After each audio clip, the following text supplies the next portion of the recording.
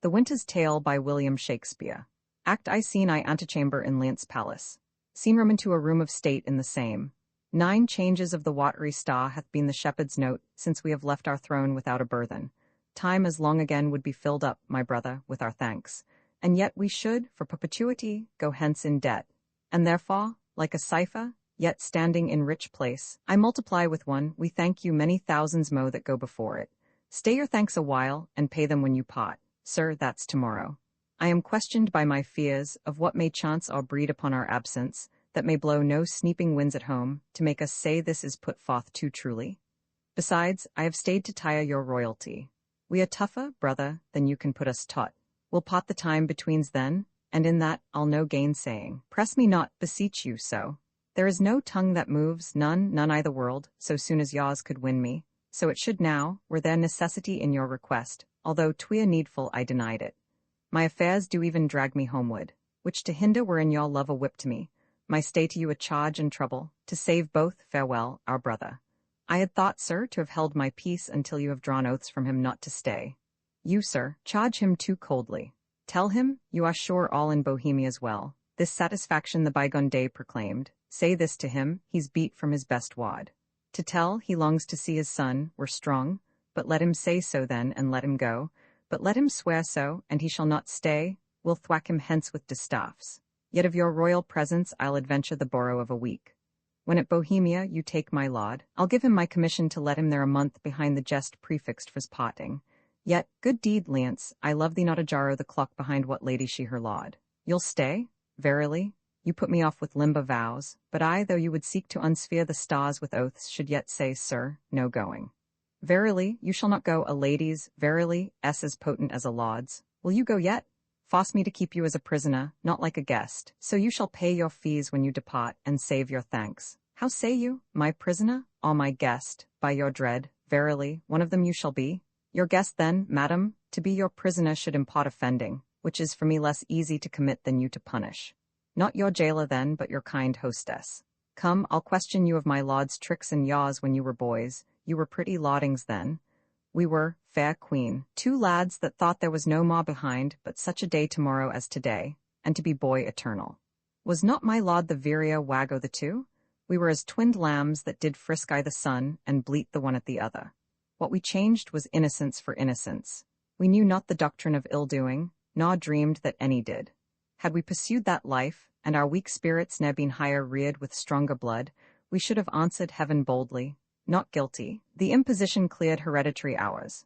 By this we gather you have tripped since. O my most sacred lady! Temptations have since then been bontes, for in those unfledged days was my wife a girl. Your precious self had then not crossed the eyes of my young playfellow. Grace to boot? Of this make no conclusion, lest you say your queen and I are devils. Yet go on. The offences we have made you do will answer. If you first sinned with us, and that with us you did continue fault, and that you slipped not with any but with us. At my request he would not. Hermione, my dearest, thou never spokest to better purpose. What have I twice said well? When wast before? I prithee tell me, crams with praise, and makes as fat as tame things. One good deed dying tongueless slaughters 1,000 waiting upon that. Our praises are our wages. You may rides with one soft kiss 1,000 furlongs, ere with spur we beat an acre. But to the goal, my last good deed was to entreat his stay. What was my first? It has an elder sister, or I mistake you. Oh, would her name were Grace, but once before I spoke to the purpose. When, nay, let me haved, I long. Why, that was when 3 crabbed months had soured themselves to death, ere I could make thee open thy white hand and clap thyself my love. Then didst thou utter, I am yours for ever. 'Tis grace indeed. Why, lo you now, I have spoke to the purpose twice, the one for ever earned a royal husband, the other for some while a friend. Aside, too hot, to mingle friendship far is mingling bloods. I have trema caudies on me, my heart dances, but not for joy, not joy. This entertainment may a free face put on, derive a liberty from haughtiness, from bounty, fertile bosom, and well become the agent. May, I grant, but to be paddling palms and pinching fingers as now they are, and making practised smiles as in a looking-glass, and then to sigh, as 'twere the motto the dear. Oh, that is entertainment my bosom likes not, nor my brows. Mamilius, art thou my boy? I fex, why that's my bawcock. What haste smutched thy nose? They say it is a copy out of mine. Come, captain, we must be neat, not neat, but cleanly, captain. And yet the steer, the heifer, and the calf are all called neat, still virginaling upon his palm. How now, you wanton calf, art thou my calf? Thou want'st a rough pash and the shoots that I have, to be full like me? Yet they say we are almost as like as eggs. Women say so, that will say anything, but were they false as odd-eyed blacks, as wind, as what is? False as dice are to be wished by one that fixes no bond twixt his and mine, yet were it true to say this boy were like me. Come, Sir Page, look on me with your welkin eye, sweet villain, most dearest, my collop, can thy mate be? Affection, thy intention stabs the centre, thou dost make possible things not so held, communicatest with dreams. How can this be? With what's unreal thou coptive art, and fellowst nothing.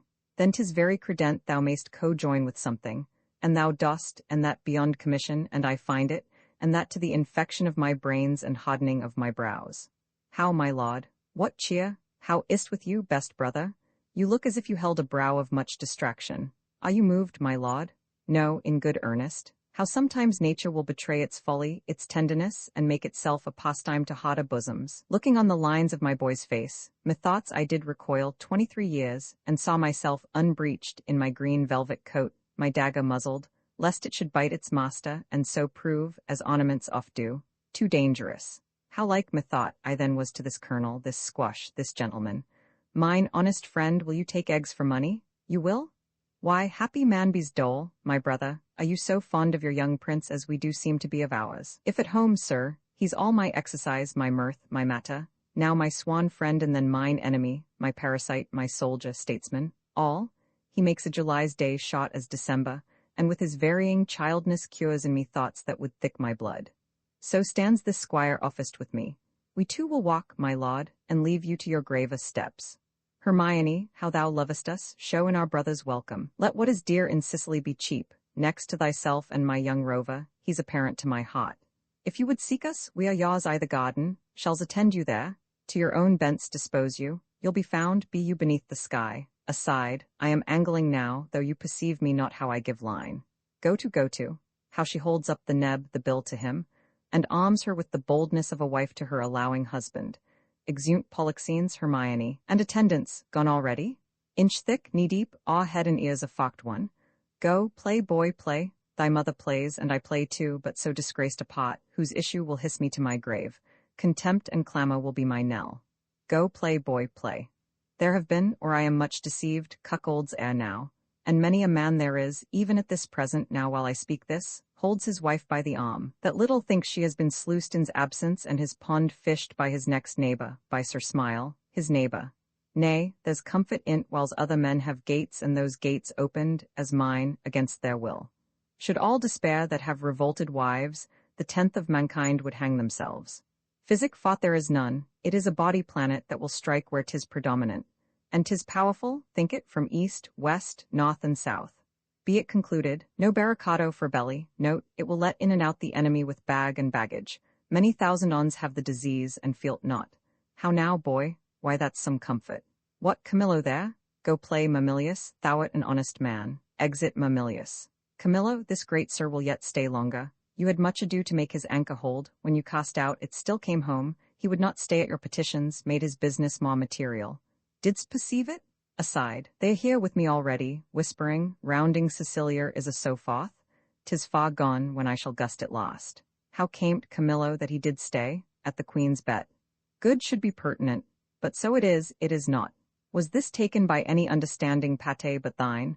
For thy conceit is soaking, will draw in more than the common blocks. Not noted, is't, but of the finer natures? By some severals of headpiece extraordinary. Lower messes perchance are to this business purblind. Say, business, my lord? I think most understand Bohemia stays here longer. To satisfy your highness and the entreaties of our most gracious mistress. Satisfy? The entreaties of your mistress, satisfy, let that suffice. I have trusted thee, Camillo, with all the nearest things to my heart, as well my chamber counsels, wherein, priest-like, thou hast cleansed my bosom. I from thee departed thy penitent reformed. But we have been deceived in thy integrity, deceived in that which seems so.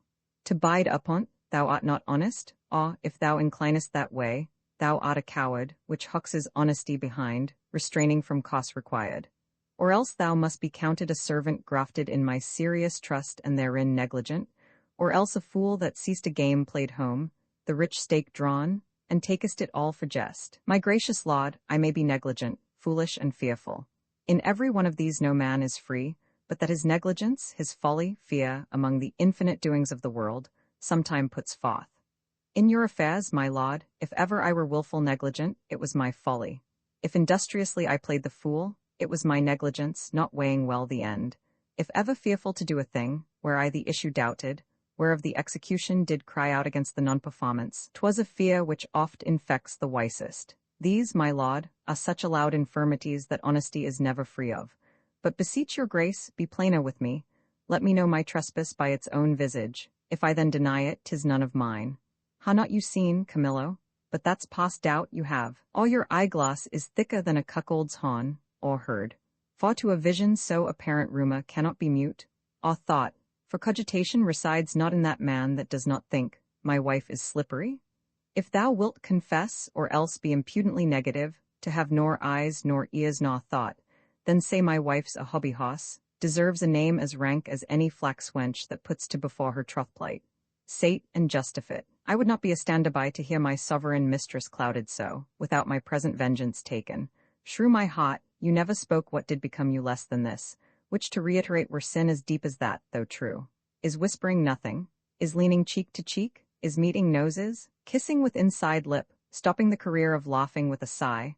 A note infallible of breaking honesty, hossing foot on foot, skulking in corners, wishing clocks more swift, hours, minutes, noon, midnight, and all eyes blind with the pin and web but theirs only, that would unseen be wicked. Is this nothing? Why, then the world and all that's in't is nothing. The covering sky is nothing, Bohemia nothing, my wife is nothing, nor nothing have these nothings, if this be nothing. Good my lord, be cured of this diseased opinion, and betimes, for 'tis most dangerous. It is you lie, I say thou lay'st, Camillo, and I hate thee, pronounce thee a gross lout, a mindless slave, or else a hovering temporizer, that canst with thine eyes at once see good and evil, inclining to them both. Were my wife's liver infected as her life, she would not live the running of one glass. Why, he that wears her like a medal, hanging about his neck, Bohemia, who, if I had servants true about me, that bear eyes to see alike mine honour as their profits, their own particular thrifts, they would do that which should undo my doing. I and thou, his cup-bearer, whom I from Mina farm have benched and reared to worship, who mayst see plainly as heaven sees earth and earth sees heaven, how I am galled, mightst bespecer a cup to give mine enemy a lasting wink, which draught to me were cordial. Sir, my lord, I could do this, and that with no rash potion, but with a lingering dram that should not work maliciously like poison, but I cannot believe this crack to be in my dread mistress, so sovereignly being honourable. I have loved thee, make that thy question, and go rot. Dost think I am so muddy, so unsettled, to appoint myself in this vexation, sully the purity and whiteness of my sheets, which to preserve is sleep, which being spotted is goads, thorns, nettles, tails of wasps, give scandal to the blood o' the prince my son, who I do think is mine and love as mine, without right moving taught. Would I do this? Could man so blench? I must believe you, sir, I do, and will fetch off Bohemia fought, provided that, when he's removed, your highness will take again your queen as yours at first, even for your son's sake, and thereby for sealing the injury of tongues in cots and kingdoms known and allied to yours. Thou dost advise me even so as I mine own cause have set down. I'll give no blemish to her honour, none. My lord, go then, and with a countenance as clear as friendship wears at feasts, keep with Bohemia and with your queen. I am his cup-bearer. If for me he have wholesome beverage, account me not your servant. This is all, and thou haste the one half of my heart, not thou splitst thine own. O miserable lady! But for me, what case stand I in? I must be the poisoner of good Polixenes, and my ground to is the obedience to a master, one who in rebellion with himself will have all that are his so too. To do this deed, promotion follows. If I could find example of thousands that had struck anointed kings and flourished after, I'ld not . But since nor brass nor stone nor parchment bears not one, let villainy itself forsweat. I must forsake the cot, to or no, is certain to me a breakneck. Happy star, reign now, here comes Bohemia. This is strange, methinks my favour here begins to wop. Not speak? Good day, Camillo. The king hath on him such a countenance as he had lost some province and a region loved as he loves himself. Even now I met him with customary compliment, when he, wafting his eyes to the contrary and falling a lip of much contempt, speeds from me and so leaves me to consider what is breeding that changeth thus his manners. How, dare not, Do not. Do you know, and dare not? Be intelligent to me, 'tis thereabouts, for to yourself what you do know, you must, and cannot say, you dare not. Good Camillo, your changed complexions are to me a mirror which shows me mine changed too, for I must be a party in this alteration, finding myself thus altered with. There is a sickness which puts some of us in distemper, but I cannot name the disease, and it is caught of you that yet are well. How, caught of me? Make me not sighted like the basilisk. I have looked on thousands who have sped the better by my regard, but killed none so. Camillo, as you are certainly a gentleman, there too clock-like experienced, which no less adorns our gentry than our parents' noble names, in whose success we are gentle. I beseech you, if you know aught which does behove my knowledge thereof to be informed, imprison not in ignorant concealment. A sickness caught of me, and yet I well? I must be answered. Dost thou hear, Camillo, I conjure thee, by all the parts of man which honour does acknowledge, whereof the least is not this suit of mine, that thou declare what incidency thou dost guess of harm is creeping toward me, how far off, how near, which way to be prevented if to be, if not how best to bear it. Sir, I will tell you, since I am charged in honour and by him that I think honourable, therefore mock my counsel, which must be even as swiftly followed as I mean to utter it, or both yourself and me cry lost, and so good night. He thinks nay, with all confidence he swears, as he had seemed or been an instrument to vice you taught, that you have touched his queen forbiddenly. Oh, then my best blood turn to an infected jelly, and my name be yoked with his that did betray the best. Turn then my freshest reputation to a savour that may strike the dullest nostril where I arrive, and my approach be shunned, nay, hated too, worse than the greatest infection that e'er was heard or read. Swear his thought over by each particular star in heaven, and by all their influences, you may as well forbid the sea for to obey the moon, as all by oath remove or counsel shake the fabric of his folly, whose foundation is piled upon his faith, and will continue the standing of his body. I know not, but I am sure 'tis safer to avoid what's grown than question how 'tis born. If therefore you dare trust my honesty, that lies enclosed in this trunk which you shall bear along in pond, away tonight, your followers I will whisper to the business, and will by twos and threes at several postons clear them o' the city. For myself, I'll put my fortunes to your service, which are here by this discovery lost. Be not uncertain, for by the honour of my parents I have uttered truth, which if you seek to prove, I dare not stand by, nor shall you be safer than one condemned by the king's own mouth, there on his execution swan. I do believe thee. I saw his heart in's face. Give me thy hand, be pilot to me, and thy places shall still neighbour mine. My ships are ready, and my people did expect my hence departure 2 days ago. This jealousy is for a precious creature. As she's rare, must it be great, and as his person's mighty, must it be violent, and as he does conceive he is dishonoured by a man which ever professed to him, why, his revenges must in that be made more bitter. Fear awe shades me, good expedition be my friend, and comfort the gracious queen, pot of his theme, but nothing of his ill-timed suspicion. Come, Camillo, I will respect thee as a father if thou bear'st my life off hence. Let us avoid. It is in mine authority to command the keys of all the postons. Please your highness to take the urgent hour. Come, sir, away. Exeunt. The Winter's Tale by William Shakespeare. Uncopyright. May you do good and not evil. May you find forgiveness for yourself and forgive others. May you share freely, never taking more than you give. Copyright pages exist to tell you that you can't do something. Unlike them, this uncopyright page exists to tell you that the writing and artwork in this ebook are believed to be in the United States public domain.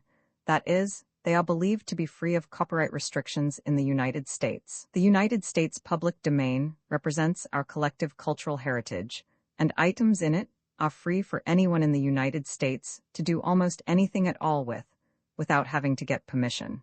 Copyright laws are different all over the world, and the source text or artwork in this ebook may still be copyrighted in other countries.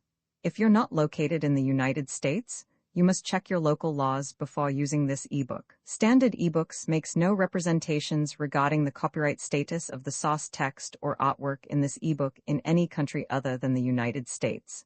Non-authorship activities performed on items that are in the public domain, so-called sweat of the brow work, don't create a new copyright. That means that nobody can claim a new copyright on an item that is in the public domain for, among other things, work like digitization, mock-up, or typography. Regardless, the contributors to this ebook release their contributions under the terms in the CC 01.0 Universal Public Domain dedication, thus dedicating to the worldwide public domain all of the work they've done on this ebook, including but not limited to metadata, the title page, imprint, colophon, this uncopyright, and any changes or enhancements to, or markup on, the original text and artwork. This dedication doesn't change the copyright status of the source text or artwork. We make this dedication in the interest of enriching our global cultural heritage, to promote free and libre culture around the world, and to give back to the unrestricted culture that has given all of us so much. Table of Contents Landmarks, Act Roman 2 Scene I a room in Leon's palace. Take the boy to you, he so troubles me, 'tis past enduring. Come, my gracious lord, shall I be your playfellow? You'll kiss me hard and speak to me as if I were a baby still. I love you better. Not for because your brows are blacker, yet black brows, they say, become some women best, so that there be not too much hair there, but in a semicircle, or a half-moon made with a pen. I learnt it out of women's faces. Pray now, what colour are your eyebrows? Nay, that's a mock. I have seen a lady's nose that has been blue, but not her eyebrows. Hark ye, the queen your mother rounds apace. We shall present our services to a fine new prince one of these days, and then you'll wanton with us if we would have you. She is spread of late into a goodly bulk. Good time encounter her? What wisdom stirs amongst you? Come, sir, now I am for you again. Pray you, sit by us and tells a tale. A sad tale's best for winter. I have one of sprites and goblins. Let's have that, good sir. Come on, sit down. Come on and do your best to fright me with your sprites, you're powerful at it. Dwelt by a churchyard, I will tell it softly. Yond crickets shall not hear it. Come on then, and give it me in mine ear. Behind the tuft of pines I met them. Never saw I men scour so on their way. I eyed them even to their ships. How blessed am I in my just censure. In my true opinion, alack for lesser knowledge, how accursed in being so blessed. There may be in the cup a spider steeped, and one may drink, depart, and yet partake no venom, for his knowledge is not infected. But if one present the abhorred ingredient to his eye, make known how he hath drunk, he cracks his gorge, his sides, with violent hefts. I have drunk and seen the spider. Camillo was his help in this, his panda. There is a plot against my life, my crown. All's true that is mistrusted. That false villain whom I employed was pre-employed by him. He has discovered my design, and I remain a pinched thing. Yea, a very trick for them to play at will. How came the postern so easily open? By his great authority, which often hath no less prevailed than so on your command. I note too well. Give me the boy. I am glad you did not nurse him, though he does bear some signs of me, yet you have too much blood in him. Bear the boy hence, he shall not come about her, away with him. And let her spot herself with that she's big with, for 'tis Polixenes has made thee swell thus. But I'ld say he had not, and I'll be swan you would believe my saying, howe'er you lean to the naywood. You, my lords, look on her, mock her well.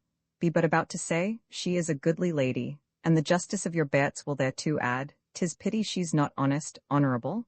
Praise her but for this her without daw form, which on my faith deserves high speech, and straight the shrug, the hum-ah-ha, these petty brands that calumny doth use. Oh, I am out, that mercy does, for calumny will see a virtue itself. These shrugs, these hums and haws when you have said she's goodly, come between ere you can say she's honest.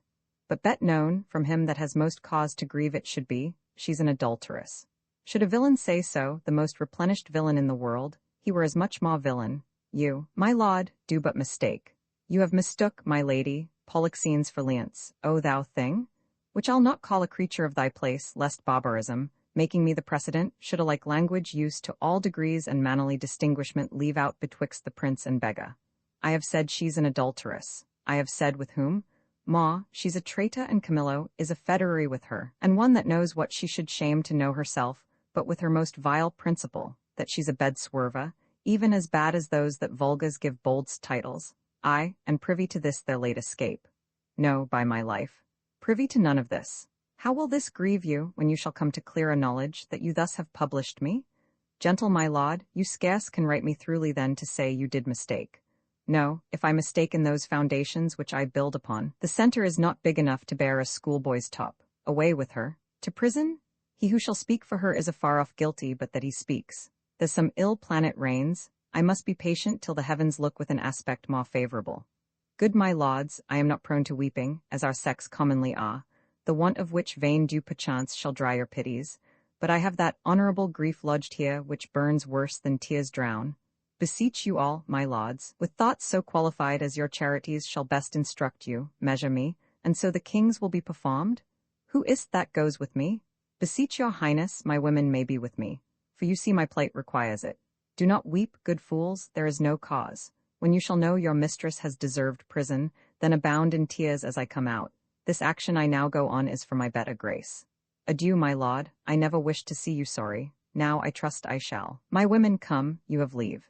Be certain what you do, sir, lest your justice prove violence, in the which three great ones suffer, yourself, your queen, your son. For her, my lord, I dare my life lay down and will dot, sir, please you to accept it, that the queen is spotless I the eyes of heaven and to you, I mean, in this which you accuse her. If it prove she's otherwise, I'll keep my stables where I lodge my wife. I'll go in couples with her. Then when I feel and see her no father trust her. For every inch of woman in the world, aye, every dram of woman's flesh is false, if she be. It is for you we speak, not for ourselves. You are abused, and by some putter-on that will be damned fought. Would I knew the villain, I would land damn him. Be she on a flawed, I have 3 daughters. The eldest is 11, the second and the third 9, and some 5. If this prove true, they'll pay fought. By mine honour, I'll geld 'em all. 14 they shall not see, to bring false generations. They are co-heirs, and I had rather glib myself than they should not produce fair issue. Cease, no more. You smell this business with a sense as cold as is a dead man's nose, but I do see't and feel't as you feel doing thus, and see with all the instruments that feel. If it be so, we need no grave to bury honesty, there's not a grain of it the face to sweeten of the whole dungy earth.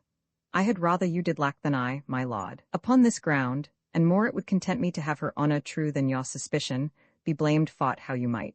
Why, what need we commune with you of this, but rather follow our forceful instigation? Our prerogative calls not your counsels, but our natural goodness imparts this. Which if you, are stupefied or seeming so in skill, cannot or will not relish a truth like us, inform yourselves we need no more of your advice. The matter, the loss, the gain, the ordering on't is all properly ours. And I wish, my liege, you had only in your silent judgment tried it, without more overture. How could that be? Either thou art most ignorant by age, or thou wert born a fool. Camillo's flight added to their familiarity, which was as gross as ever touched conjecture, that lacked sight only, not for approbation but only seeing, all other circumstances made up to the deed, doth push on this proceeding.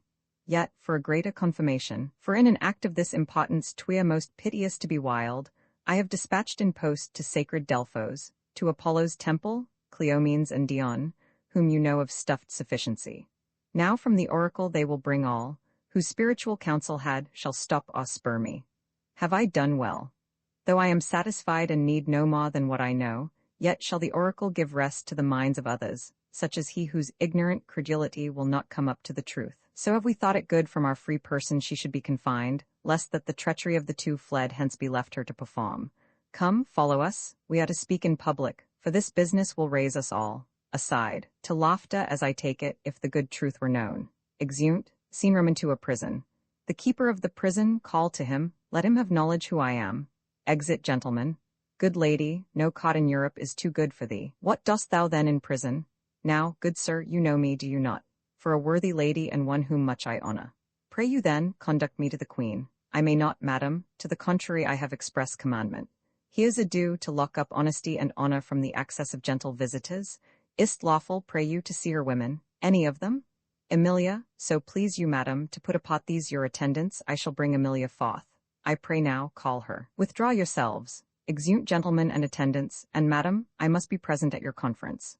Well, bet so, prithee. Exit, jailer. Here's such ado to make no stain a stain as passes colouring. Dear gentlewoman, how fares our gracious lady? As well as one so great and so fallen may hold together, on her frights and griefs, which never tender lady hath borne greater, she is something before her time delivered. A daughter, and a goodly babe, lusty and like to live. The queen receives much comfort in't, says my poor prisoner, I am innocent as you. I dare be sworn, these dangerous unsafe loons I the king beshrew them? He must be told on't, and he shall. The office becomes a woman best, I'll take't upon me. If I prove honey-mouthed, let my tongue blister, and never to my red-looked anger be the trumpet any more. Pray you, Emilia, commend my best obedience to the queen. If she dares trust me with her little babe, I'll shout the king and undertake to be her advocate to the loudest. We do not know how he may soften at the sight o' the child. The silence often of pure innocence persuades when speaking fails. Most worthy madam, your honor and your goodness is so evident that your free undertaking cannot miss a thriving issue. There is no lady living so meet for this great errand. Please your ladyship to visit the next room. I'll presently acquaint the queen of your most noble offer, who but today hammered of this design, but durst not tempt a minister of honor, lest she should be denied. Tell her, Emilia, I'll use that tongue I have. If wit flow frompt as boldness from my bosom, let not be doubted I shall do good. Now be you blessed for it. I'll to the queen. Please you, come something nearer. Madam, if't please the queen to send the babe, I know not what I shall incur to pass it, having no warrant. You need not fear it, sir. This child was prisoner to the womb, and is by law and process of great nature thence freed and enfranchised, not a party to the anger of the king, nor guilty of, if any be, the trespass of the queen. Do not you fear, upon mine honor, I will stand betwixt you and danger. Exeunt. Scene Roman 3, a room in Leon's palace. Nor night nor day no rest, it is but weakness to bear the matter thus, mere weakness. If the cause were not in being, Potto the cause, she the adulteress, for the Hollock king is quite beyond mine arm, out of the blank and level of my brain, plot-proof, but she I can hook to me, say that she were gone, given to the fire, a moiety of my rest might come to me again. Who's there? He took good rest tonight, 'tis hoped his sickness is discharged. To see his nobleness, conceiving the dishonor of his mother, he straight declined, drooped, took it deeply, fastened and fixed the shame on't himself, threw off his spirit, his appetite, his sleep, and downright languished. Leave me solely, go see how he fares. Exit servant, fie, no thought of him, the thought of my revenges that weigh recoil upon me, in himself too mighty, and in his parties his alliance, let him be until a time may serve, for present vengeance take it on her. Camillo and Polixenes laugh at me, make their pastime at my sorrow, they should not laugh if I could reach them, nor shall she within my power. Nay, rather, good my lords, be second to me, fear you his tyrannous passion more, alas, than the queen's life, a gracious innocent soul, more free than he is jealous. Madam, he hath not slept tonight, commanded none should come at him. Not so hot, good sir, I come to bring him sleep. 'Tis such as you that creep like shadows by him and do sigh at each his needless heavings, such as you nourish the cause of his awaking. I do come with words as medicinal as true, honest as either, to purge him of that humour that presses him from sleep. No noise, my lord, but needful conference about some gossips for your highness. How? Away with that audacious lady? Antigonus, I charged thee that she should not come about me. I knew she would. I told her so, my lord, on your displeasure's peril and on mine, she should not visit you. From all dishonesty he can, in this, unless he take the cost that you have done, commit me for committing honor, trust it, he shall not rule me. Lie you now, you hear? When she will take the rein I let her run, but shall not stumble. Good my liege, I come, and I beseech you, hear me, who profess myself your loyal servant, your physician, your most obedient counselor, yet that dare less appear so in comforting your evils than such as most seem yours. I say, I come from your good queen. Good queen, my lord, good queen, I say good queen, and would by combat make her good, so were I a man, the worst about you. Let him that makes but trifles of his eyes first hand me, on mine own accord I'll off, but first I'll do my errand. The good queen, for she is good, hath brought you forth a daughter, here 'tis, commends it to your blessing. Laying down the child, out, a mankind witch, hence with her out o' door, a most intelligencing bawd, not so, I am as ignorant in that as you in so entitling me, and no less honest than you are mad, which is enough, I'll warrant, as this world goes, to pass for honest. Traitors, will you not push her out, give her the bastard, thou dotard, thou art woman tired, unroosted by thy dame Potlet here. Take up the bastard, take up, I say, give it to thy crone. For ever unvenerable be thy hands if thou takest up the princess by that false baseness which he has put up on't. So I would you did, then twi past all doubt you'ld call your children yours. Nor I, nor any but one that's here, and that's himself, for he the sacred honor of himself, his queens, his hopeful sons, his babes, betrays to slander, whose sting is sharper than the sod's, and will not, for as the case now stands, it is a curse he cannot be compelled taught, once remove the root of his opinion, which is rotten as ever oak or stone was sound. A calot of boundless tongue, who late hath beat her husband and now baits me? This brat is none of mine, it is the issue of Polixenes, hence with it, and together with the dam commit them to the fire. It is yours, and might we lay the old proverb to your charge, so like you, 'tis the worse. Behold, my lords, although the print be little, the whole matter and copy of the father, eye, nose, lip, the trick of's frown, his forehead, nay, the valley, the pretty dimples of his chin and cheek, his smiles, the very mold and frame of hand, nail, finger. And thou, good goddess nature, which haste made it so like to him that got it, if thou haste the ordering of the mind too, mongst all colours no yellow int, lest she suspect, as he does, her children not her husband's, a gross hag? And Losel, thou art worthy to be hanged, that wilt not stay her tongue. Hang all the husbands that cannot do that feat, you'll leave yourself hardly one subject. A most unworthy and unnatural laud can do no more. I care not, it is an heretic that makes the fire, not she which burns in't. I'll not call you tyrant, but this most cruel usage of your queen, not able to produce more accusation than your own weak-hinged fancy, something savours of tyranny, and will ignoble make you, yea, scandalous to the world. On your allegiance, out of the chamber with her, were I a tyrant, where were her life? She durst not call me so if she did know me one. Away with her? I pray you, do not push me, I'll be gone. Look to your babe, my lord, 'tis yours. Jove send her a better guiding spirit. What needs these hands? You, that are thus so tender are his follies, will never do him good, not one of you. So, farewell, we are gone. Exit. Thou traitor, haste set on thy wife to this. My child, away with't. Even thou that hast a heart so tender o'er it, take it hence and see it instantly consumed with fire. Even thou and none but thou. Take it up straight, within this hour bring me word 'tis done, and by good testimony, or I'll seize thy life, with what thou else call'st thine. If thou refuse and wilt encounter with my wrath, say so, the bastard brains with these my proper hands shall I dash out. Go, take it to the fire, for thou set'st on thy wife. I did not, sir, these lauds, my noble fellows, if they please, can clear me in't. We can, my royal liege, he is not guilty of her coming hither. Beseech your highness, give us better credit. We have always truly served you, and beseech you so to esteem of us, and on our knees we beg, as recompense of our dear services past and to come, that you do change this purpose, which being so horrible, so bloody, must lead on to some foul issue. We all kneel. I am a feather for each wind that blows. Shall I live on to see this bastard kneel and call me father? Better burn it now than curse it then. But be it, let it live. It shall not neither. You, sir, come you hither, you that have been so tenderly officious with Lady Marjorie, your midwife there, to save this bastard's life, for 'tis a bastard, so sure as this beard's grey. What will you adventure to save this brat's life? Anything, my lord, that my ability may undergo and nobleness impose. At least thus much, I'll pawn the little blood which I have left to save the innocent, anything possible. It shall be possible. Swear by this sod thou wilt perform my bidding. Mock and perform it, seest thou, for the fail of any point in't shall not only be death to thyself, but to thy lewd-tongued wife, whom for this time we pardon. We enjoin thee, as thou art liege man to us, that thou carry this female bastard hence, and that thou bear it to some remote and desert place quite out of our dominions, and that there thou leave it, without more mercy, to its own protection and favour of the climate.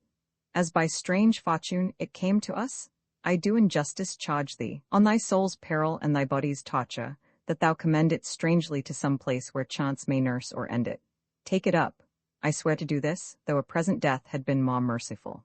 Come on, poor babe, some powerful spirit instruct the kites and ravens to be thy nurses. Wolves and bears, they say, casting their savageness aside, have done like offices of pity. Sir, be prosperous in more than this deed does require, and blessing against this cruelty fight on thy side. Poor thing, condemned to loss, exit with the child. No, I'll not rear another's issue. Please your highness, posts from those you sent to the oracle are come an hour since. Cleomenes and Dion, being well arrived from Delphos, are both landed, hasting to the cot. So please you, sir, their speed hath been beyond account. 23 days they have been absent, 'tis good speed, foretells the great Apollo suddenly will have the truth of this appear. Prepare you, lords, summon a session, that we may arraign our most disloyal lady, for, as she hath been publicly accused, so shall she have a just and open trial. While she lives my heart will be a burthen to me. Leave me, and think upon my bidding. Exeunt. Act Roman 3. Scene: I a seaport in Sicilia. The climate's delicate, the air most sweet, fertile the isle, the temple much surpassing the common praise it bears. I shall report, for most it caught me, the celestial habits, methinks I so should term them, and the reverence of the grave wearers. Oh, the sacrifice, how ceremonious, solemn, and unearthly it was I the offering. But of all, the burst and the ear-deafening voice o' the oracle, kin to Jove's thunder, so surprised my sense, that I was nothing. If the event o' the journey prove as successful to the queen, O bet so. As it hath been to us rare, pleasant, speedy, the time is worth the use on't. Great Apollo turn all to the best. These proclamations, so fossing faults upon Hermione, I little like. The violent carriage of it will clear or end the business. When the oracle, thus by Apollo's great divine sealed up, shall the contents discover, something rare even then will rush to knowledge. Go, fresh hosses, and gracious be the issue, exeunt. Seen Roman to a cot of justice. This sessions, to our great grief we pronounce, even pushes gainst our heart. The pot tried the daughter of a king, our wife, and one of us too much beloved. Let us be cleared of being tyrannous, since we so openly proceed in justice, which shall have due costs, even to the guilt or the purgation. Produce the prisoner. It is his highness' pleasure that the queen appear in person here in court. Silence, reads, Hermione, queen to the worthy Lance, king of Sicilia, thou art here accused and arraigned of high treason, in committing adultery with Polixenes, king of Bohemia, and conspiring with Camillo to take away the life of our sovereign lord the king, thy royal husband.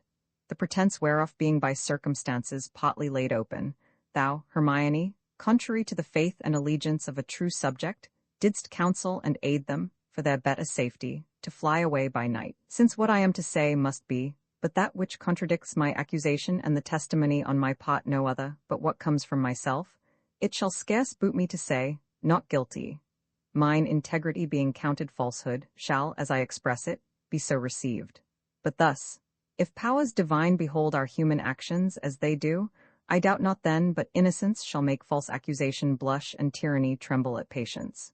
You, my lord, best know, who least will seem to do so, my past life hath been as continent, as chaste, as true, as I am now unhappy, which is more than history can patent, though devised and played to take spectators.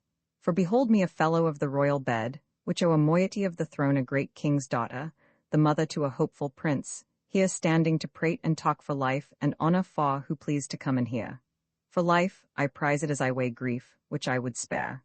For honour, 'tis a derivative from me to mine, and only that I stand for. I appeal to your own conscience, sir, before Polixenes came to your cot, how I was in your grace, how merited to be so.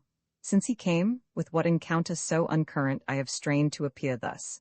If one jot beyond the bound of honour, or in act all will that way inclining, hardened be the hearts of all that hear me, and my nearest of kin cry fie upon my grave. I ne'er heard yet that any of these bolder vices wanted less impudence to gainsay what they did than to perform it first. That's true enough, though 'tis a saying, sir, not due to me. More than mistress of which comes to me in name of fault, I must not at all acknowledge. For Polixenes, with whom I am accused, I do confess I loved him as in honour he required, with such a kind of love as might become a lady like me, with a love even such, so and no other, as yourself commanded, which not to have done I think had been in me both disobedience and ingratitude to you, and toward your friend, whose love had spoke, even since it could speak, from an infant, freely that it was yours. Now, for conspiracy, I know not how it tastes, though it be dished for me to try how. All I know of it is that Camillo was an honest man, and why he left your cot, the gods themselves, wotting no more than I, are ignorant. You knew of his departure, as you know what you have undertaken to do in his absence. Sir, you speak a language that I understand not. My life stands in the level of your dreams, which I'll lay down. Your actions are my dreams. You had a bastard by Polixenes, and I but dreamed it. As you were past all shame, those of your fact are so past all truth, which to deny concerns more than avails, for as thy brat hath been cast out, like to itself, no father owning it, which is, indeed, more criminal in thee than it, so thou shalt feel our justice, in whose easiest passage look for no less than death. Sir, spare your threats, the bug which you would fright me with I seek. To me can life be no commodity, the crown and comfort of my life, your favour, I do give lost, for I do feel it gone, but know not how it went. My second joy and first fruits of my body, from his presence I am barred, like one infectious. My third comfort, starred most unluckily, is from my breast, the innocent milk in its most innocent mouth, hailed out to murder. Myself on every post proclaimed a strumpet, with a modest hatred the child-bed privilege denied, which longs to women of all fashion. Lastly, hurried here to this place, I the open air, before I have got strength of limit. Now, my liege, tell me what blessings I have here alive, that I should fear to die? Therefore proceed.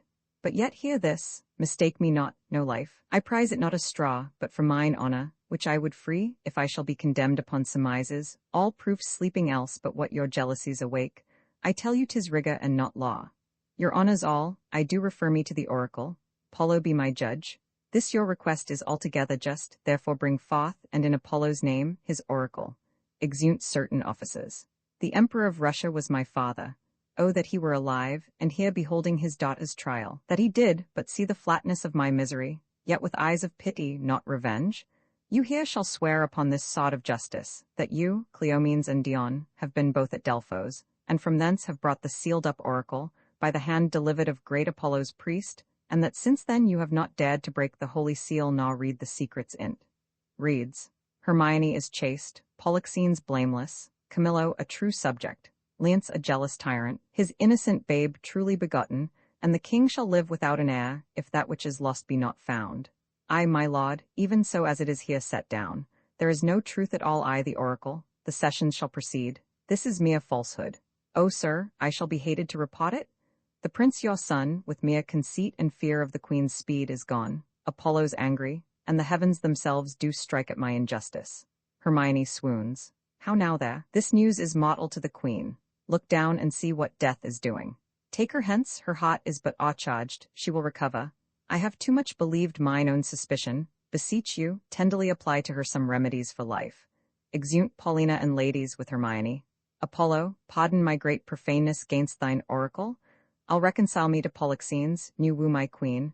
Recall the good Camillo, whom I proclaim a man of truth, of mercy. For, being transported by my jealousies to bloody thoughts and to revenge, I chose Camillo for the minister to poison my friend Polixenes, which had been done, but that the good mind of Camillo tottied my swift command, though I with death and with reward did threaten and encourage him, not doing't and being done. He, most humane and filled with honour, to my kingly guest unclasped my practice, quit his fortunes here, which you knew great, and to the hazard of all uncertainties himself commended, no richer than his honour. How he glisters thorough my rust, and how his piety does my deeds make the blacker. Woe the while, oh, cut my lace, lest my heart, cracking it, break too. What studied torments, tyrant, haste for me? What wheels, racks, fires, what flaying, boiling, in leads or oils, what old or new torture must I receive, whose every word deserves to taste of thy most worst? Thy tyranny together working with thy jealousies, fancies too weak for boys, too green and idle for girls of 9. Oh, think what they have done and then run mad indeed, stark mad. For all thy bygone fooleries were but spices of it. That thou betrayedst Polixenes, 'twas nothing, that did but show thee, of a fool, inconstant and damnable ingrateful. Nor wast much, thou wouldst have poisoned good Camillo's honour, to have him kill a king, poor trespasses, more monstrous standing by. Whereof I reckon the casting forth to crows thy baby daughter to be or none o little.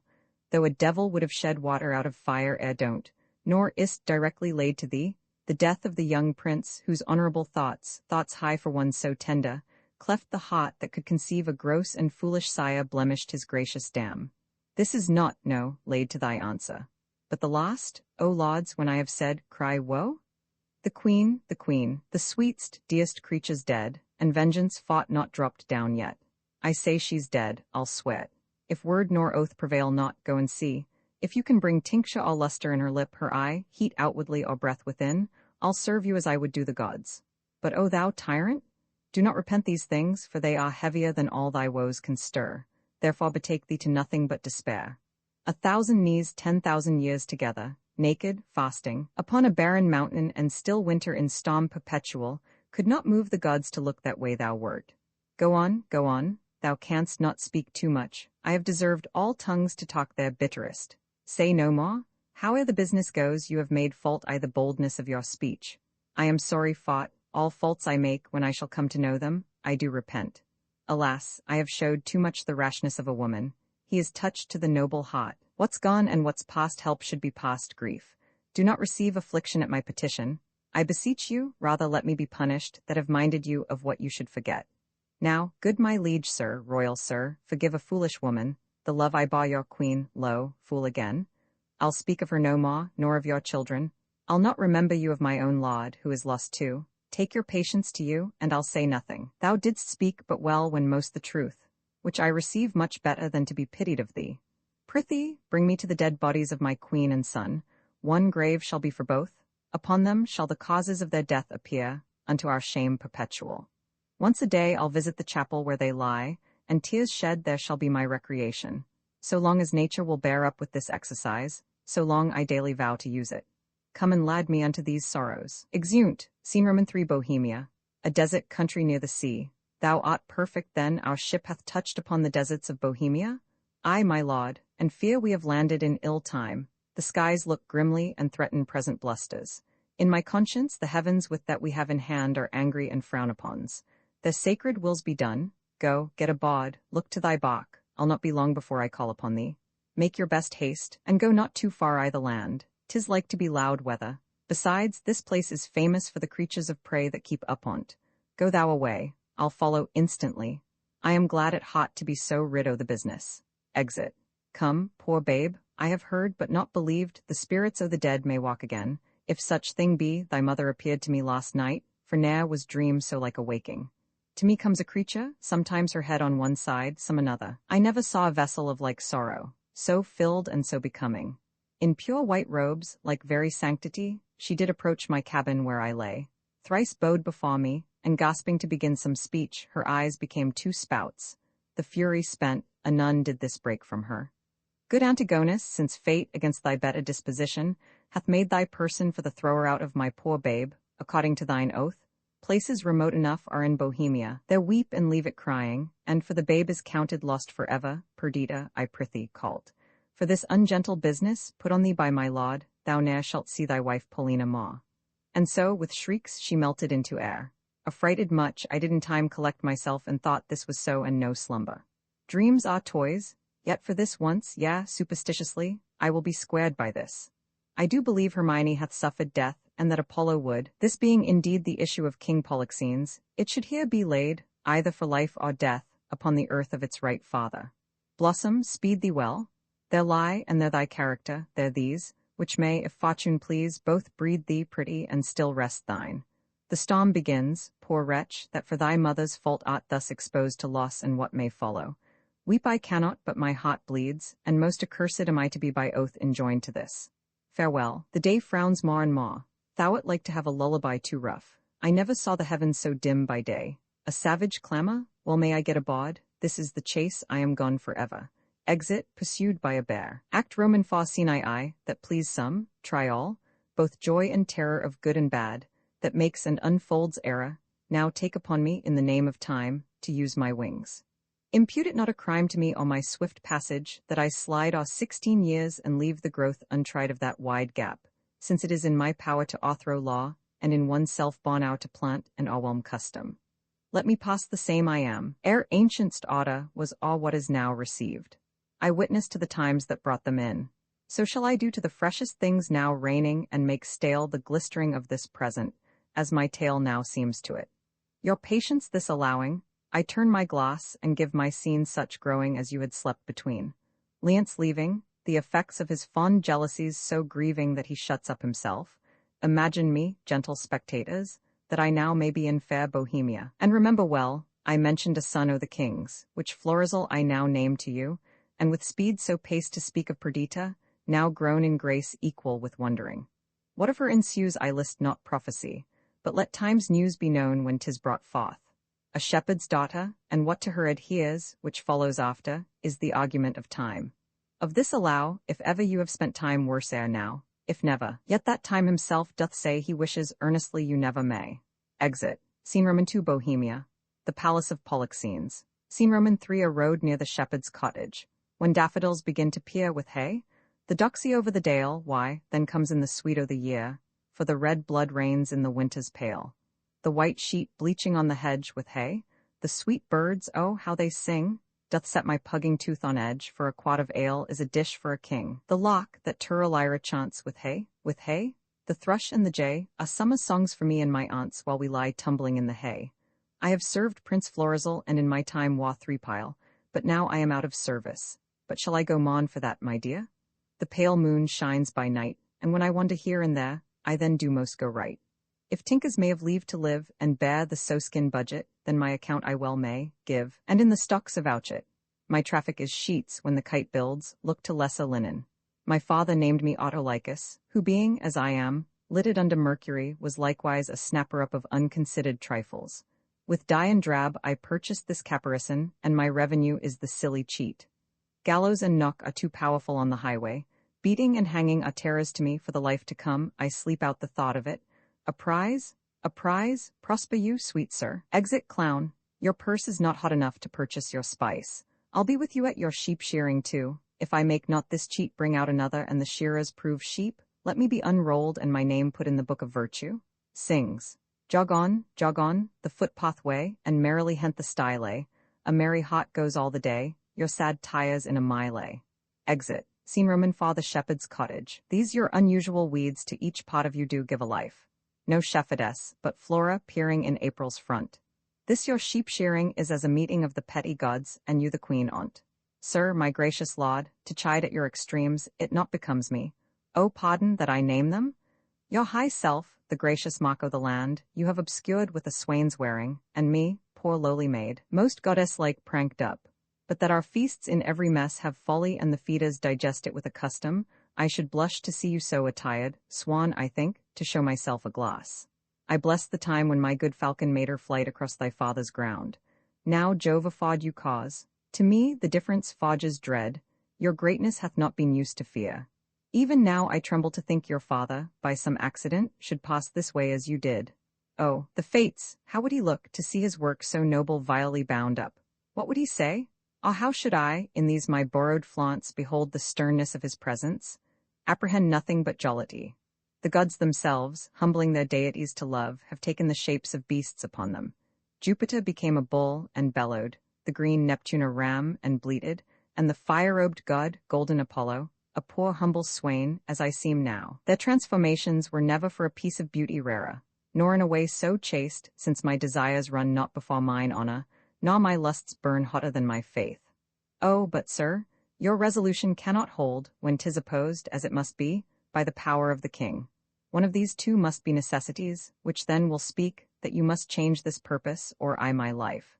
Thou dearest Perdita, with these false thoughts I prithee, darken not the mirth o' the feast, or I'll be thine, my fair, or not my father's. For I cannot be mine own, nor anything to any, if I be not thine. To this I am most constant, though destiny say no. Be merry, gentle, strangle such thoughts as these with anything that you behold the while. Your guests are coming, lift up your countenance, as it were the day of celebration of that nuptial which we two have sworn shall come. O Lady Fortune, stand you auspicious? See, your guests approach, address yourself to entertain them sprightly, and let's be read with mirth. Fie, daughter. When my old wife lived, upon this day she was both pantler, butler, cook, both dame and servant, welcomed all, served all, would sing her song and dance her turn, now here at upper end o' the table, now I the middle, on his shoulder and his, her face o' fire with labour and the thing she took to quench it, she would to each one sip.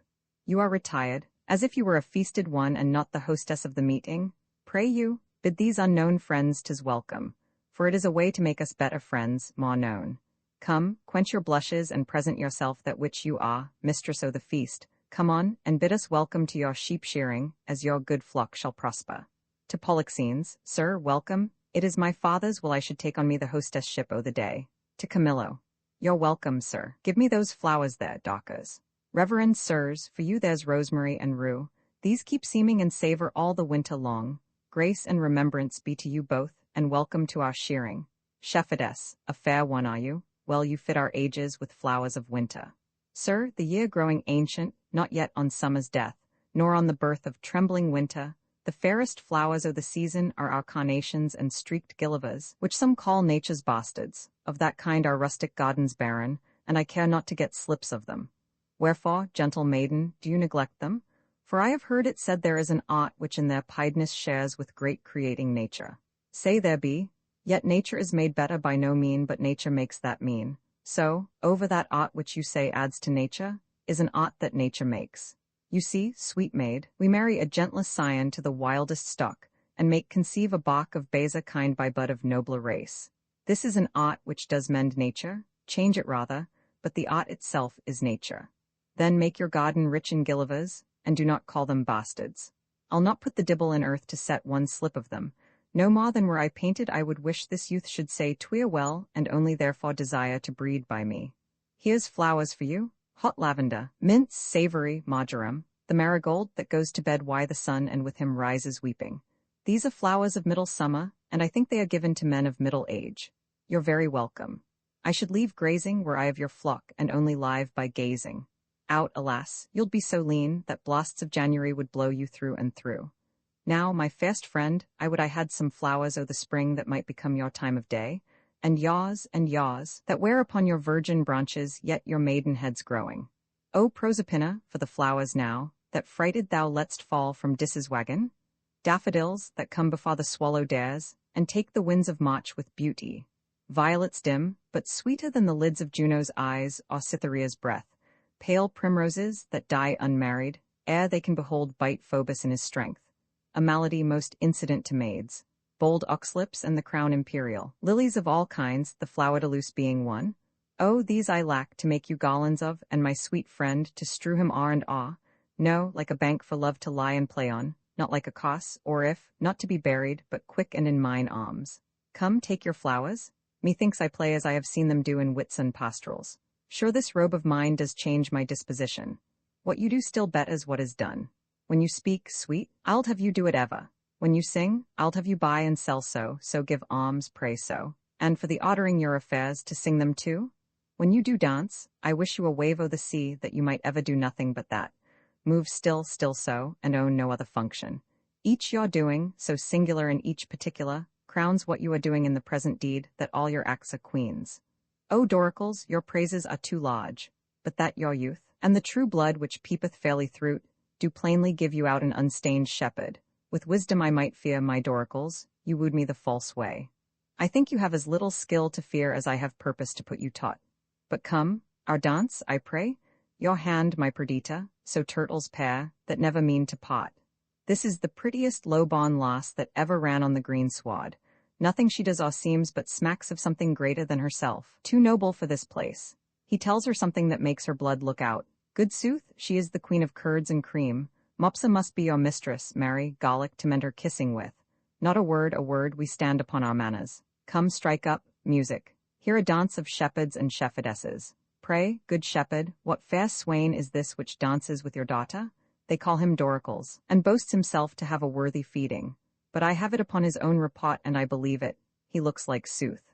He says he loves my daughter. I think so too. For never gazed the moon upon the water as he'll stand and read as 'twere my daughter's eyes.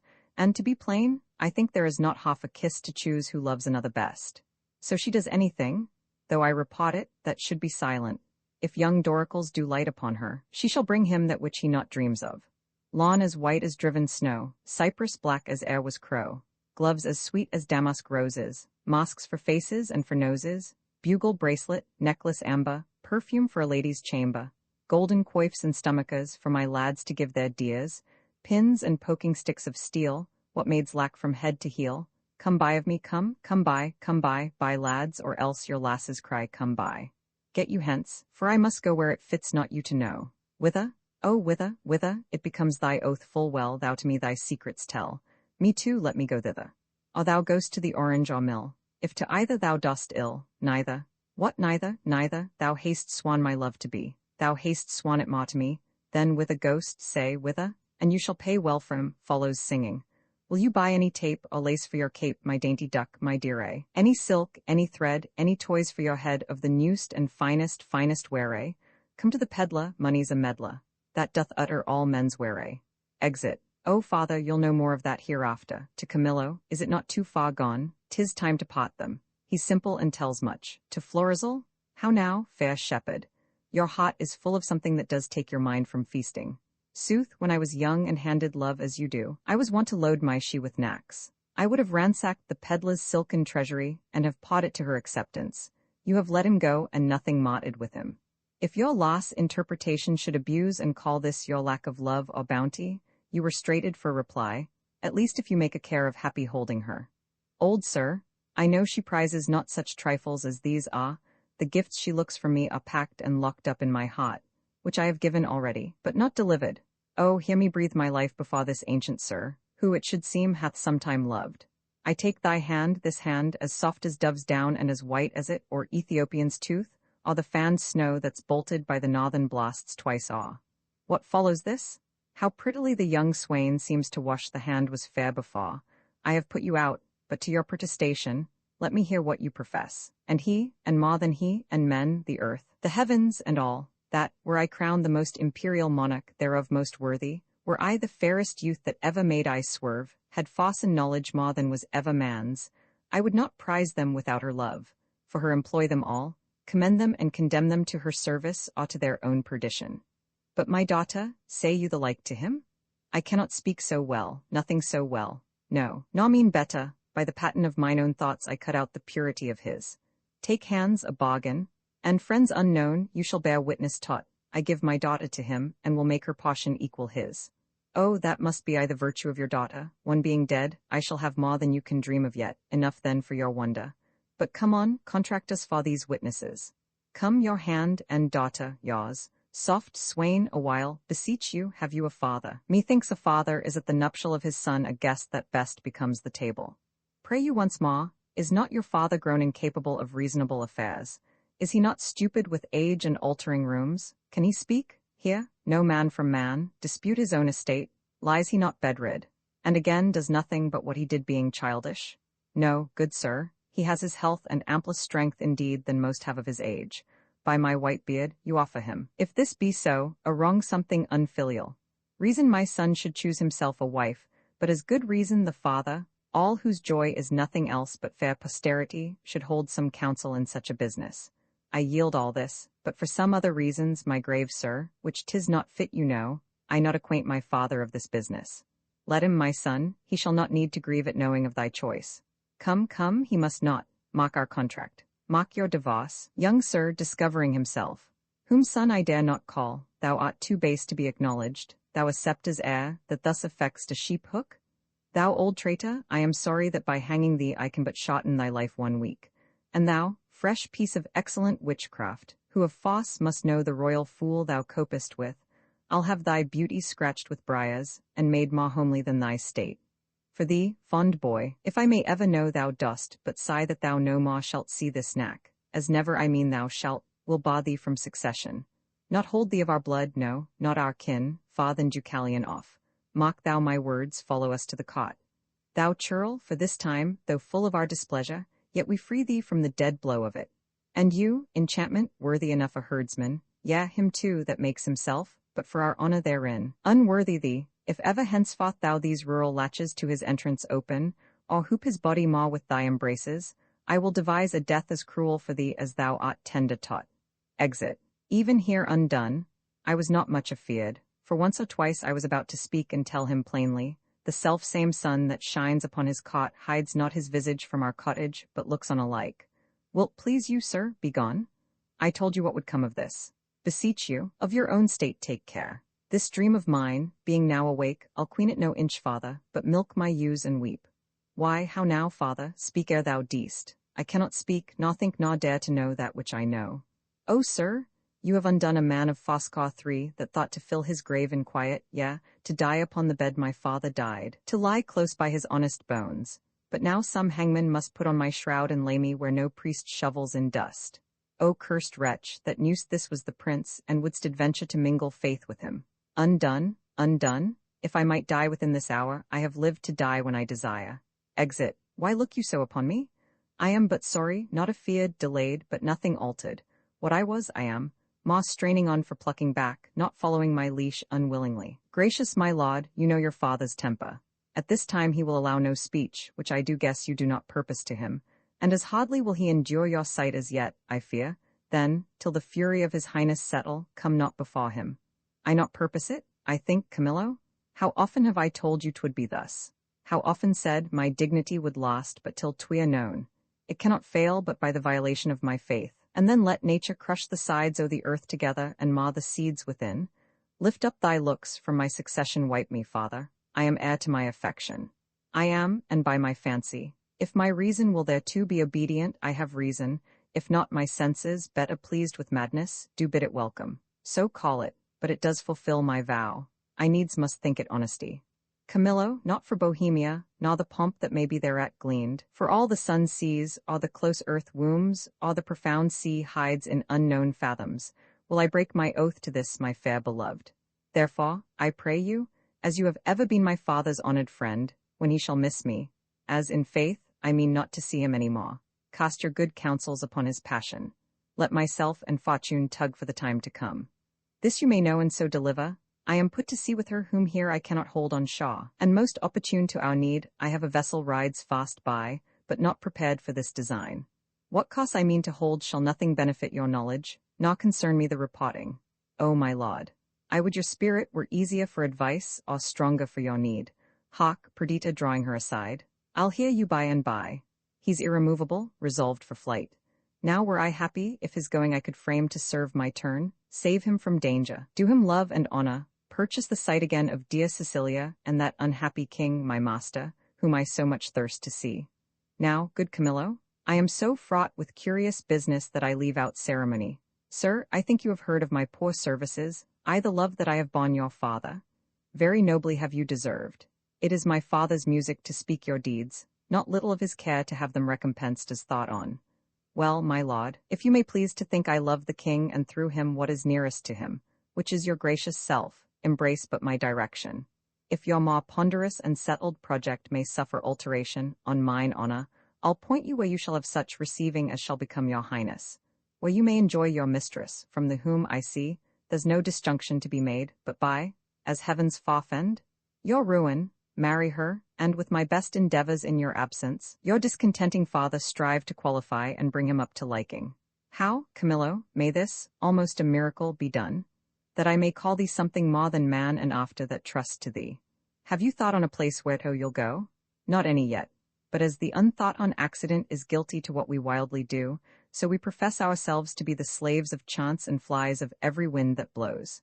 Then list to me, this follows, if you will not change your purpose, but undergo this flight, make for Sicilia, and there present yourself and your fair princess. For so I see she must be, fall Leonce, she shall be habited as it becomes the partner of your bed.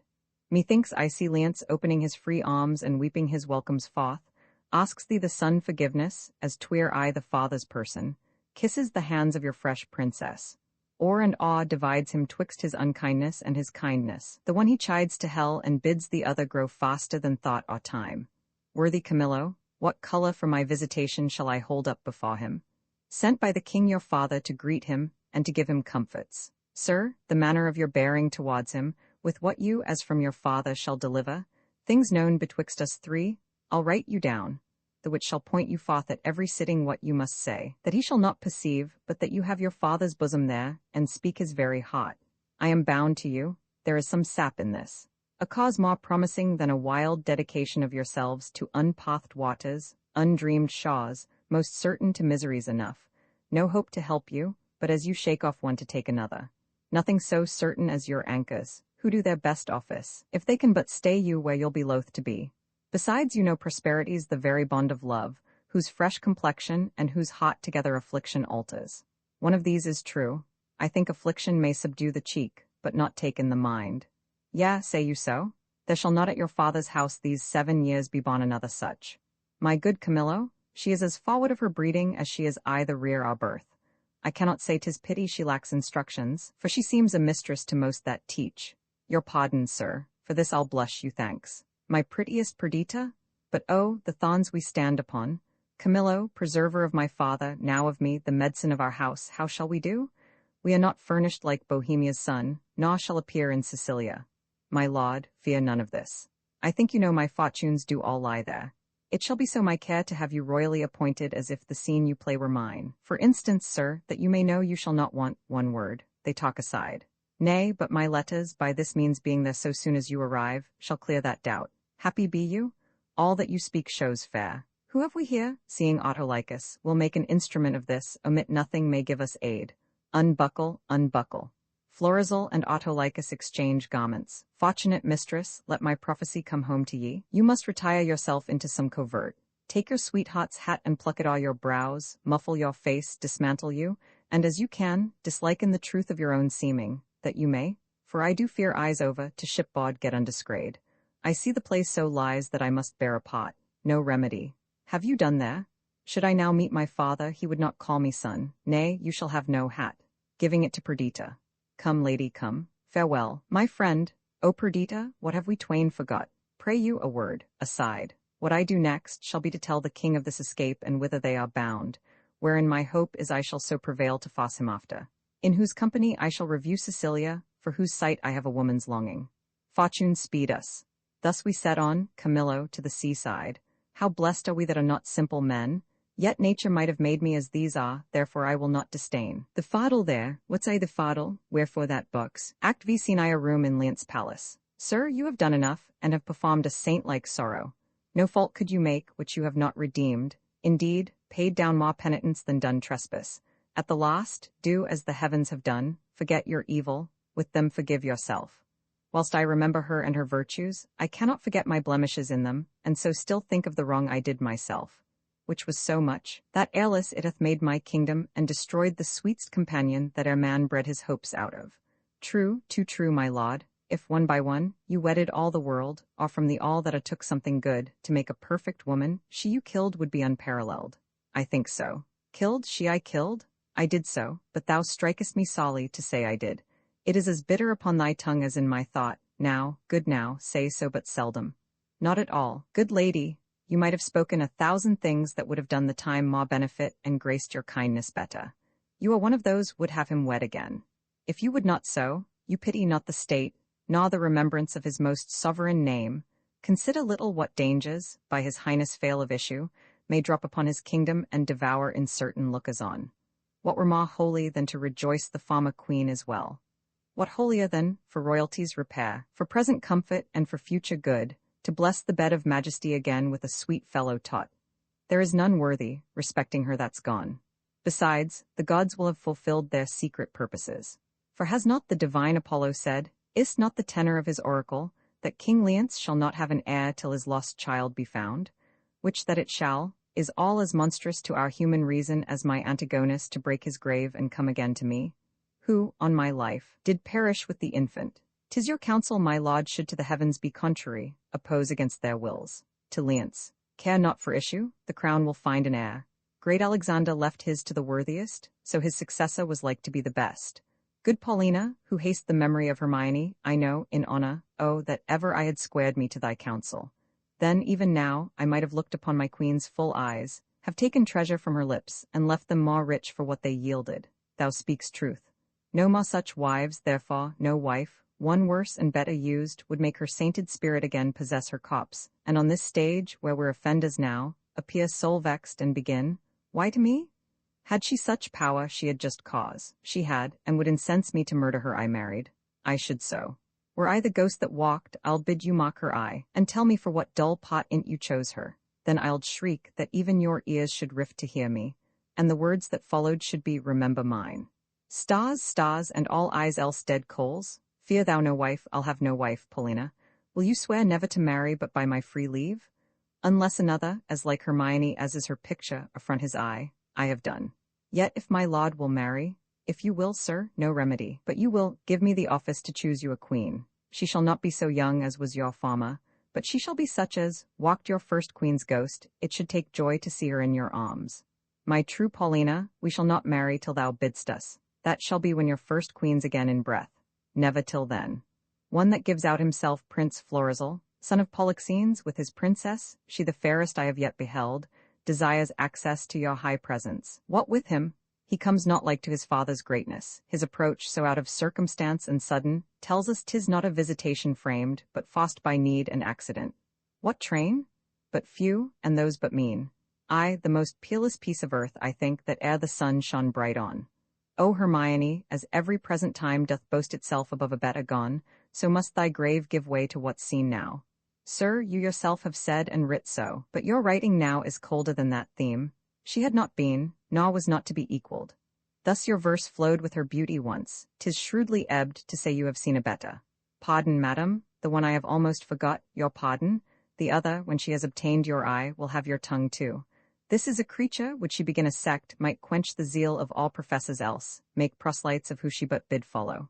Women will love her, that she is a woman more worth than any man, men, that she is the rarest of all women.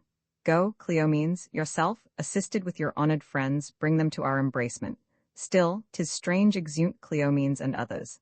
He thus should steal upon us. Had our prince, jewel of children, seen this hour, he had paired well with this laud. There was not full a month between their births. Prithee, no more, cease, thou know'st he dies to me again when talked of. Sure, when I shall see this gentleman, thy speeches will bring me to consider that which may unfurnish me of reason. They are come. Your mother was most true to wedlock, prince, for she did print your royal father off, conceiving you. Were I but 21, your father's image is so hid in you, his very air, that I should call you brother, as I did him, and speak of something wildly by us performed before. Most dearly welcome, and your fair princess, goddess? Oh, alas, I lost a couple, that twixt heaven and earth might thus have stood begetting wonder as you, gracious couple, do. And then I lost, all mine own folly, the society, amity too, of your brave father, whom, though bearing misery, I desire my life once more to look on him. By his command have I here touched Cecilia, and from him give you all greetings that a king, at friend, can send his brother. And but infirmity which waits upon wan times hath something seized his wished ability. He had himself the lands and waters twixt your throne and his measured to look upon you, whom he loves. He bade me say so, more than all the sceptres and those that bear them living. O my brother, good gentleman, the wrongs I have done thee stir afresh within me, and these thy offices, so rarely kind, are as interpreters of my behindhand slackness. Welcome hither, as is the spring to the earth. And hath he too exposed this paragon to the fearful usage, at least ungentle, of the dreadful Neptune, to greet a man not worth her pains, much less the adventure of her person? Good my lord, she came from Libya, where the warlike Smalus, that noble honoured lord, is feared and loved. Most royal sir, from thence, from him, whose daughter his tears proclaimed his, parting with her. Thence, a prosperous south wind friendly, we have crossed, to execute the charge my father gave me for visiting your highness. My best train I have from your Sicilian shahs dismissed, who for Bohemia bend, to signify not only my success in Libya, sir, but my arrival and my wife's in safety here where we are. The blessed gods purge all infection from our air, whilst you do climate here. You have a holy father, a graceful gentleman, against whose person, so sacred as it is, I have done sin, for which the heavens, taking angry note, have left me issueless. And your father's blessed, as he from heaven merits it, with you worthy his goodness. What might I have been, might I a son and daughter now have looked on, such goodly things as you? Most noble sir, that which I shall report will bear no credit, were not the proof so nigh. Please you, great sir, Bohemia greets you from himself by me, desires you to attach his son, who has his dignity and duty both cast off, fled from his father, from his hopes, and with a shepherd's daughter. Here in your city, I now came from him. I speak amazedly, and it becomes my marvel and my message. To your cot, whiles he was hastening, in the chase, it seems, of this fair couple, meets he on the way the father of this seeming lady and her brother, having both their country quitted with this young prince. Camillo has betrayed me, whose honour and whose honesty till now endured all weathers. Late so to his charge he's with the king your father. Camillo, sir, I spake with him, who now has these poor men in question. Never saw I wretches so quake. They kneel, they kiss the earth, forswear themselves as often as they speak. Bohemia stops his ears and threatens them with divers deaths in death. O my poor father, the heaven set spies upon us will not have our contract celebrated. We are not, sir, nor are we like to be. The stars, I see, will kiss the valleys first, the odds for high and lows alike. My lord, is this the daughter of a king? She is, when once she is my wife. That once, I see by your good father's speed, will come on very slowly. I am sorry, most sorry, you have broken from his liking where you were tied in duty, and as sorry your choice is not so rich in worth as beauty, that you might well enjoy her. Dear, look up, though fortune, visible an enemy, should chase us with my father, power no jot hath she to change our loves. Beseech you, sir, remember since you owed no more to time than I do now. With thought of such affections, step forth mine advocate, at your request my father will grant precious things as trifles. Would he do so, I'll beg your precious mistress, which he counts but a trifle. Sir, my liege, your eye hath too much youth in't. Not a month for your queen died, she was more worth such gazes than what you look on now. I thought of her, even in these looks I made, to Florizel, but your petition is yet unanswered, I will to your father, your honour not o'erthrown by your desires, I am friend to them and you, upon which errand I now go toward him, therefore follow me and mark what way I make. Come, good my lord, exeunt. Scene Roman 2 before Leon's palace. Scene Roman 3 a chapel in Paulina's house. O grave and good Paulina, the great comfort that I have had of thee? What, sovereign sir, I did not well, I meant well. All my services you have paid home, but that you have vouchsafed, with your crown brother and these your contracted heirs of your kingdoms, my poor house to visit, it is a surplus of your grace, which never my life may last to answer. O Paulina, we honour you with trouble. But we came to see the statue of our queen. Your gallery have we passed through, not without much content in many singularities, but we saw not that which my daughter came to look upon, the statue of her mother. As she lived peerless, so her dead likeness, I do well believe, excels whatever yet you looked upon a hand of man hath done, therefore I keep it lonely, apart. But here it is, prepare to see the life as lively mocked as ever still sleep mocked death, behold and say 'tis well. Paulina draws a curtain and discovers Hermione standing like a statue. I like your silence, it the more shows off your wonder, but yet speak, first you, my liege, comes it not something near? Her natural posture, chide me, dear stone, that I may say indeed thou art Hermione, or rather, thou art she in thy not chiding, for she was as tender as infancy and grace.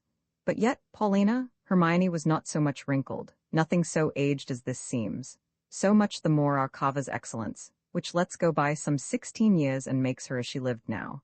As now she might have done, so much to my good comfort, as it is now piercing to my soul. Oh, thus she stood, even with such life of majesty, warm life, as now it coldly stands, when first I wooed her. I am ashamed. Does not the stone rebuke me for being more stone than it? O royal peace, there's magic in thy majesty, which has my evils conjured to remembrance, and from thy admiring daughter took the spirits, standing like stone with thee. And give me leave, and do not say 'tis superstition, that I kneel and then implore her blessing. Lady, dear queen, that ended when I but began. Give me that hand of yours to kiss. Oh, patience! The statue is but newly fixed, the colour's not dry. My lord, your sorrow was too sore laid on, which 16 winters cannot blow away, so many summers dry. Scarce any joy did ever so long live, no sorrow but killed itself much sooner. Dear my brother, let him that was the cause of this have power to take off so much grief from you as he will peace up in himself. Indeed, my lord, if I had thought the sight of my poor image would thus have wrought you, for the stone is mine, I'll not have showed it. No longer shall you gaze on't, lest your fancy may think anon it moves. Let be, let be. Would I were dead, but that methinks already. What was he that did make it? See, my lord, would you not deem it breathed? And that those veins did verily bear blood? Masterly done, the very life seems warm upon her lip. The fixture of her eye has motion in't, as we are mocked with art. I'll draw the curtain, my lord's almost so far transported that he'll think anon it lives. O sweet Paulina, make me to think so 20 years together. No settled senses of the world can match the pleasure of that madness. Let alone. I am sorry, sir, I have thus far stirred you, but I could afflict you farther. Do, Paulina, for this affliction has a taste as sweet as any cordial comfort. Still, methinks, there is an air comes from her. What fine chisel could ever yet cut breath? Let no man mock me, for I will kiss her. Good my lord, forbear, the ruddiness upon her lip is wet. You'll mar it if you kiss it, stain your own with oily painting. Shall I draw the curtain? So long could I stand by, a looker on. Either forbear, quit presently the chapel, or resolve you for more amazement. If you can behold it, I'll make the statue move indeed, descend and take you by the hand, but then you'll think, which I protest against, I am assisted by wicked powers. What you can make her do, I am content to look on. What to speak, I am content to hear, for 'tis as easy to make her speak as move. It is required you do awake your faith. Then all stand still, on, those that think it is unlawful business I am about, let them depart. Proceed, no foot shall stir. Music, awake her, strike, music. 'Tis time, descend, be stone no more, approach, strike all that look upon with marvel. Come, I'll fill your grave up, stir nay, come away, bequeath to death your numbness, for from him dear life redeems you. You perceive she stirs, Hermione comes down. Start not, her actions shall be holy as you hear my spell is lawful. Do not shun her until you see her die again, for then you kill her double. Nay, present your hand, when she was young you wooed her, now in age is she become the suitor? Oh, she's warm, if this be magic, let it be an aught lawful as eating. She hangs about his neck, if she pertain to life let her speak too. Aye, and maked manifest where she has lived, or how stolen from the dead. That she is living, were it but told you, should be hooted at like an old tale. But it appears she lives, though yet she speak not. Mock a little while. Please you to interpose, fair madam, kneel and pray your mother's blessing. Turn, good lady, our perditor is found, you gods. Look down, and from your sacred vials paw your graces upon my daughter's head. Tell me, mine own, where hast thou been preserved? Where lived? How found thy father's cot? For thou shalt hear that I, knowing by Paulina that the oracle gave hope thou wast in being, have preserved myself to see the issue. There's time enough for that, lest they desire upon this push to trouble your joys with like relation. Go together, you precious winners all, your exultation partake to every one. Aye, an old turtle will wing me to some withered bough, and then my mate, that's never to be found again, lament till I am lost. O peace, Paulina, thou shouldst a husband take by my consent, as I by thine a wife. This is a match and made betweens by vows. Thou hast found mine, but how is to be questioned, for I saw her, as I thought, dead, and have in vain said many a prayer upon her grave.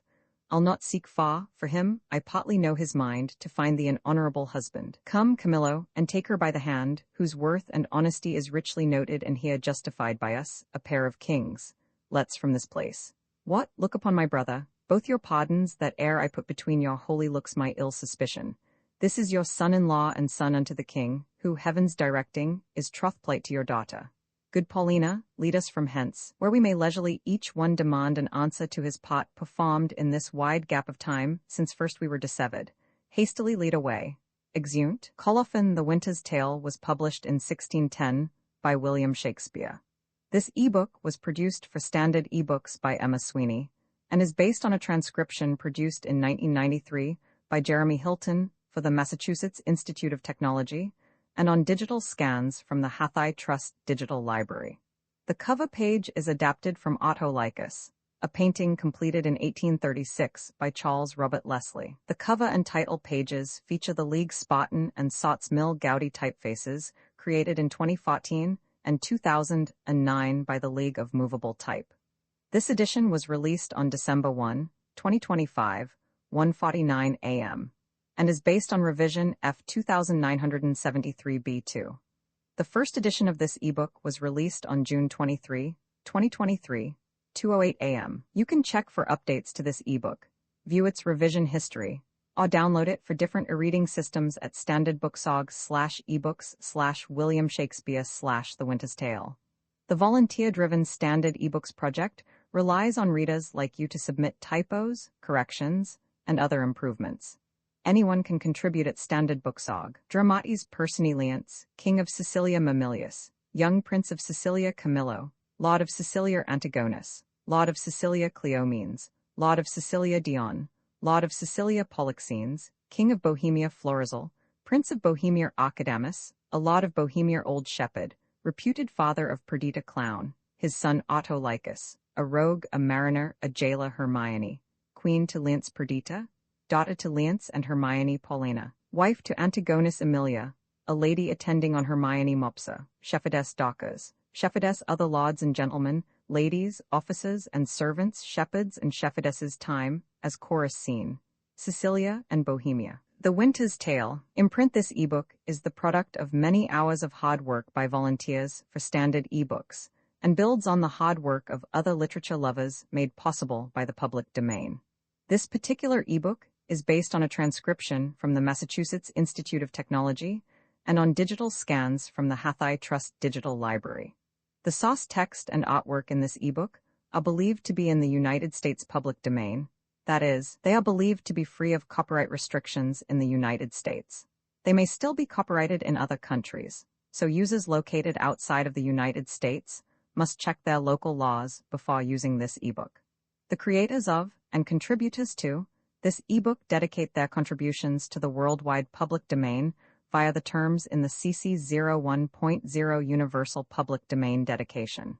For full license information, see the uncopyright at the end of this ebook. Standard eBooks is a volunteer-driven project that produces ebook editions of public domain literature using modern typography, technology, and editorial standards, and distributes them free of cost. You can download this and other ebooks carefully produced for true book lovers at Standard Booksog.